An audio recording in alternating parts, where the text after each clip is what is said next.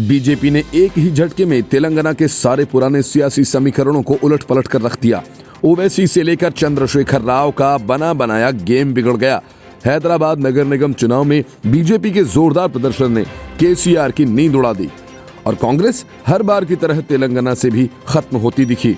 150 में से सिर्फ 2 सीटों पर जीतने वाली कांग्रेस में हाहाकार मच गया। माना जा रहा है कि इस हार के बाद कांग्रेस में बड़ी भगदड़ मच सकती है। मुश्किलों का सामना तो केसीआर और ओवैसी की जोड़ी को भी करना होगा, क्योंकि अब तक अजय मानी जा रही टीआरएस के लिए ये चुनावी झटका बड़ा है। यही वजह है कि बीजेपी अब तेलंगाना विजय के अपने अभियान को आक्रामक तरीके से चलाएगी। चुनाव में बीजेपी भले ही दूसरे नंबर पर रही हो, लेकिन उसने हैदराबाद का किला पूरी तरह से भेद दिया है। अब तक हर चुनाव के बाद ईवीएम का रोना रोने वाली कांग्रेस के पास बचाव का वह भी बहाना नहीं बचा, क्योंकि चुनाव बैलेट पेपर से हुए। नतीजों के बाद योगी आदित्यनाथ ने कहा, भाग्यनगर का भाग्य चमकने वाला है। पार्टी के राष्ट्रीय प्रवक्ता संबित पात्रा ने भाग्य लक्ष्मी माता की तस्वीर शेयर की। पात्रा ने साथ में भाग्यनगर लिखा, जो उत्तर प्रदेश के मुख्यमंत्री योगी आदित्यनाथ के बयान के संदर्भ में था। एक रैली में आदित्यनाथ ने हैदराबाद का नाम फिर से भाग्यनगर रखे जाने की बात कही थी। चुनाव प्रचार के दौरान शाह माता के मंदिर में दर्शन के लिए भी गए थे।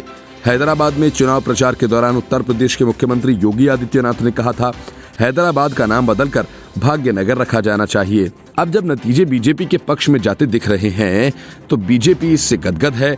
पार्टी के राष्ट्रीय प्रवक्ता संबित पात्रा ने भाग्य लक्ष्मी माता की फोटो ट्वीट कर साथ में भाग्यनगर लिखा।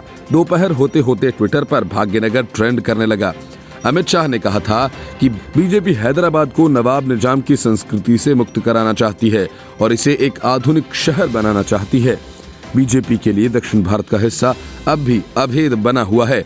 कर्नाटक के अलावा बाकी राज्यों में पार्टी चुनौती देने की स्थिति में नहीं है।